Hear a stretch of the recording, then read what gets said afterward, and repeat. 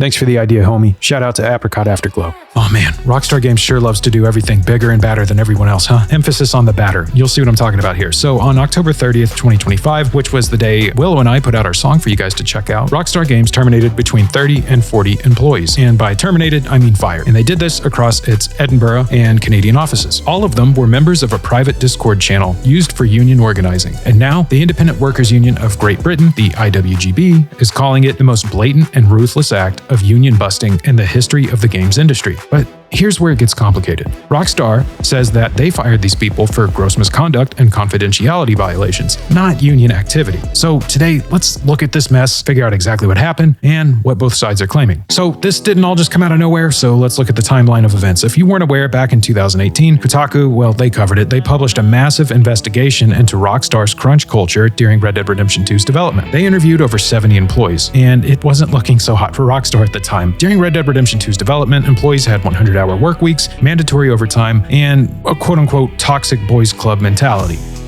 Fast forward to 2022, after the massive GTA 6 leak that exposed 90 development videos, Rockstar management started tightening security. By 2023, they announced a return-to-office mandate, which would be the first 3 days of a week. The IWGB immediately collected 170 signatures on a petition against it. Workers were concerned about disabilities, childcare responsibilities, and healthcare access tied to workplace benefits. And Rockstar promised at the time, quote, "This isn't our first step to 5 days a week." But then, February 2024 happened. Rockstar then announced a full 5-day return-to-office mandate, effective April 2024. Jen Colby, head of publishing, justified it with productivity and security concerns. The IWGB, well, they fired back, calling it a reckless decision that broke company promises. The union was publicly organizing, publicly criticizing, and Rockstar management knew exactly what was happening. So fast forward to just the other day, it feels like October 2025, the union is now active at that time, employees are discussing workplace issues, and then boom, without warning, Rockstar fires 30 to 40 people simultaneously across Edinburgh and Oakville, Canada. What did all of these people have in common? Well, they were in the same Discord channel. All of them were either IWGB members or attempting to unionize. So what's Rockstar's defense here? Because that kind of looks like union busting to me. Well, Take-Two spokesperson Alan Lewis said, and I'm quoting, "Rockstar Games terminated a small number of individuals for gross misconduct and for no other reason." Then, on November 5th, they clarified, "Last week, we took action against a small number of individuals who were found to be distributing and discussing confidential information in a public forum, a violation of our company policies." This was in no way related to people's rights to join a union or engage in union activities. That last part is important because it's kind of the crux of the entire argument. Rockstar is saying these employees weren't fired for union organizing. They were fired for leaking confidential game information. They say the Discord channel was a public forum where non-employees had access. But here's what the IWGB says. Alex Marshall, IWGB president, responded, and here's the quote, "Management are showing they don't care about delays to Grand Theft Auto 6, and that they are prioritizing union busting by targeting the very people who make the game. Rockstar is afraid of hardworking staff privately discussing exercising their rights for a fair workplace and a collective voice." The union maintains that the Discord channel was private, with only labor organizers as outside participants. They say employees were only discussing lawful union organizing activities, not confidential game development information. And here's an issue with the timing. Grand Theft Auto 6 is set to release May 26th, 2026. That's only 7 months away from now. Firing 30 to 40 developers during the final phase of development is really unusual, unless it's actually for cause.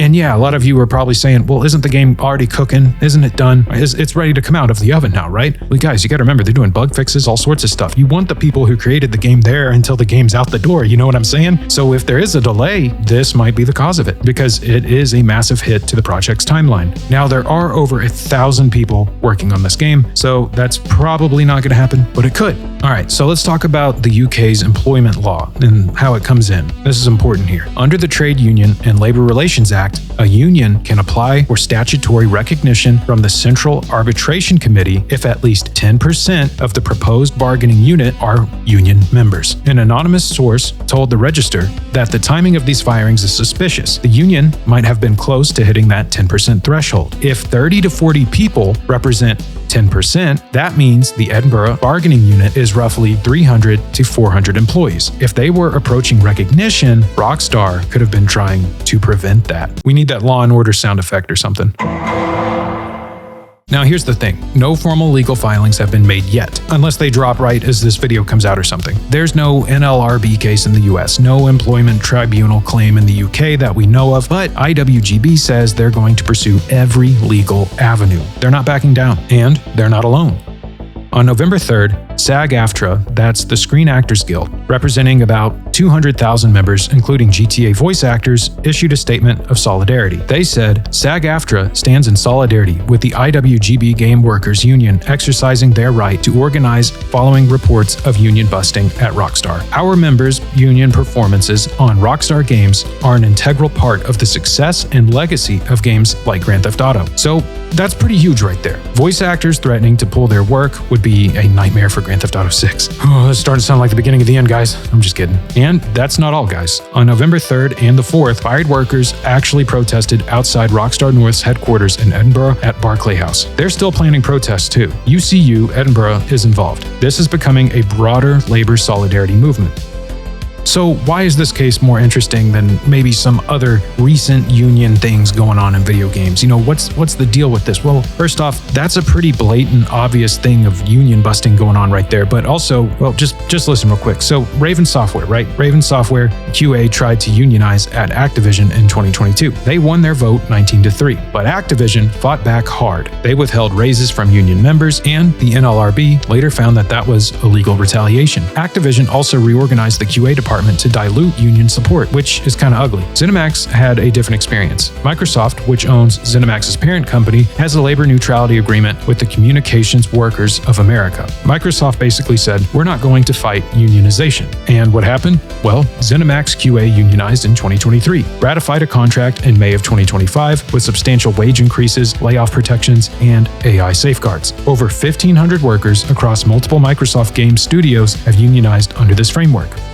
Sega of America workers voted to unionize in July 2023 with a 91-26 vote. Sega management was initially resistant, but the union negotiated smartly and workers got a ratified contract in March of 2024. Even when Sega laid off part of the bargaining unit, the union negotiated severance and job protections. But what was Rockstar's response? Mass firings of union organizers during the organizing phase. That's aggressive and that hits different. And that's why this is such a big story. No pun intended here, but it's no secret that Rockstar is incredibly secretive. Let's talk about that secrecy, because the confidentiality violation defense depends on how credible you find Rockstar's security concerns. Rockstar is legendary for secrecy. Red Dead 2 actor Roger Clark once said their NDAs were stricter than Marvel. Employees get escorted to bathrooms. Phones are banned at certain studios. Blinds are closed to prevent anyone from seeing screens. And yeah, there was the massive 2022 GTA 6 leak where 90 videos were leaked online showing development footage. That's real. That happened. It was awesome for us, but that was a major security failure.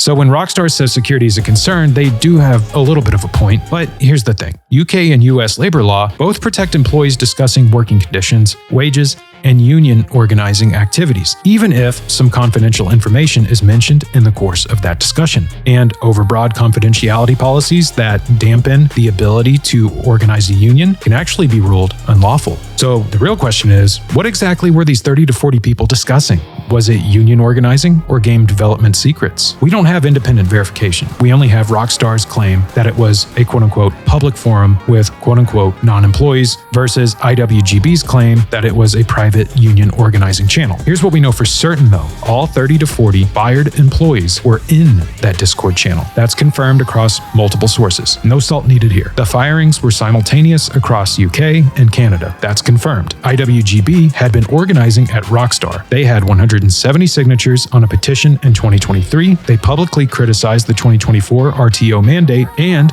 they were actively organizing. That's confirmed. The question is whether Rockstar's motivation was security or union busting. And we won't know for certain until and unless this goes to an employment tribunal or legal proceedings. But here's where the timing gets really suspicious. In February 2024, Rockstar announced the 5-day RTO mandate. IWGB immediately opposed it. For 20 months, the union organized, collected signatures, made public statements. And then, right when they might have been approaching statutory recognition threshold, Rockstar fires everyone simultaneously. That's like that scene in Breaking Bad when everyone gets taken out at once, you know what I mean? Or the end of The Godfather. Just everyone, all at once, you know? I mean, it's very on brand for Rockstar, you know? Now, there's one more piece of context that matters to this. Grand Theft Auto 6's release date. The game's coming out, well, apparently it's coming out May 26, 2026. That's 7 months from the time of this video. The game is already massive, already delayed from its original fall 2025 target date. If Rockstar had to delay again because they fired 40 developers in the final crunch period, that would be a multi-billion-dollar problem. GTA 6 is expected to make over $10 billion in its first year, and the IWGB says that's enough to end world hunger. So firing 40 developers right now is a huge risk unless Rockstar is convinced it's worth it. Because you gotta think, you'd have to be pretty stupid to do this at this point in time, right? Unless you had a very important reason. And we know how Rockstar operates, and this suggests one of two things. Either these people really were leaking critical information that threatened the game, which would make the firings justified, or more likely, Rockstar considered stopping the union threat more important than avoiding a Grand Theft Auto 6 delay. Both are possible. I can't prove one to you. Both are significant though, one more than the other, the one that probably actually happened. And it always sucks to hear stuff like this about game studios. It's not like I've forgotten Rockstar as a corporation. It just sucks to hear about. So what happens next? Well, the IWGB says they're pursuing legal remedies. They haven't filed any formal claims yet that we know of, but they say they will. But you know how legal law world stuff is, it takes forever. Lawyers gotta do busy lawyer stuff and, get it done. So an employment tribunal case in the UK could take months or years to resolve. The union will argue the firings were pretextual, that the real reason was union activity. Rockstar will argue it was genuine misconduct. A tribunal will have to decide who's credible. Meanwhile, there's political context. The UK government is debating the Employment Rights Bill, which would lower the union membership threshold for statutory recognition from 10% to potentially 2 to 10%. It would also remove the requirement that 40% of the bargaining unit vote for recognition. If that passes in 2026, it could change the rules of the game for UK unions. And cases like Rockstar's might push it forward. There's also the SAG-AFTRA factor. That sounds kind of cool. SAG-AFTRA factor. If voice actors decide to stand in solidarity with IWGB, if they refuse to work on Rockstar's projects, that's a much bigger problem than firing 40 developers. That could actually delay Grand Theft Auto 6. And there's public pressure. The Edinburgh protests, the social media attention, the international coverage this is now getting. Rockstar is facing reputational damage just as they're trying to launch the biggest game of all time. So let me ask you something. What's more important to us? This is kind of an interesting thing to think about. We all want the game to come out on time. But, if they're going to protest and do their thing and fight back against Rockstar, would you support that? Would you support the game being delayed so that could happen? I don't know. Honestly, I've got a great back catalog of games I could still go through. But what do you guys think about that? Huh? Okay, so here's a summary because I know I threw a lot at you. Rockstar Games fired 30 to 40 employees on October 30th, 2025, all of whom were union organizing members. Rockstar says it was for the gross misconduct and confidentiality violations. IWGB says it was union busting. The evidence is circumstantial, but compelling. The firings were simultaneous across countries. They targeted all union Discord members. These firings occurred just as the union might have approached statutory recognition threshold, and they happened despite it being a huge risk to Grand Theft Auto 6's release. No formal legal determination has been made yet, but SAG-AFTRA, again the Screen Actors Guild, I know their acronym's silly, is standing in solidarity. Protests are happening, and IWGB is prepared to fight this in courts. The outcome will matter not just for Rockstar, but for labor organizing across the entire gaming industry. Oh man, the summary is pretty much a whole video, right? Okay, so if workers win, it sets a precedent that you can't fire people for organizing. If Rockstar wins, it suggests that confidentiality concerns override union rights. And if this drags out in litigation for years, it might become just another cautionary tale about how expensive it is to fight your employer when they have unlimited lawyers and corporate resources, the most likely outcome. But here's the thing. The gaming industry has changed. Raven Software unionized, ZeniMax unionized, Sega unionized. The wave is real. And Rockstar's attempt to stop it with mass firings might have just backfired in the worst way possible by bringing international attention and solidarity to the cause. How many times can I say solidarity in one freaking video? I don't know. GTA 6 is coming in 7 months, supposedly. We'll see if it launches on time now, and we'll see what happens with these legal cases. But one thing is clear, Rockstar Games just learned that trying to crush a union doesn't work the way it used to. I'm getting lightheaded. I gotta use the bathroom. Shout out time. All right, this one's a little bit longer than 5 because some of you have been asking for multiple shout outs, but whatever. Anyways, we have Zen Ansard, we have me, Avtomatic 26, Christopher Career, I think. And then we have NS1Q, homie, I see you. Then we have Karma God, and again we have Fear Melly. Then we have Flying Santa 12, and finally Loner Tide. And Loner Tide did not ask for a shout out. Loner Tide said the opposite, but Loner Tide was being humble, so here's your shout out, Loner Tide. Anyways, guys, really appreciate you watching this video. I know it sucks getting bad news about, a company you really like, especially when arguably the greatest video game franchise of all time is in their hands. But anyways, don't worry too much about it. It's gonna be all right. So anyways, take care of yourself. Here's 2 videos. Have a great rest of your day, night, week, year, whatever. Just stay safe out there, guys. Peace.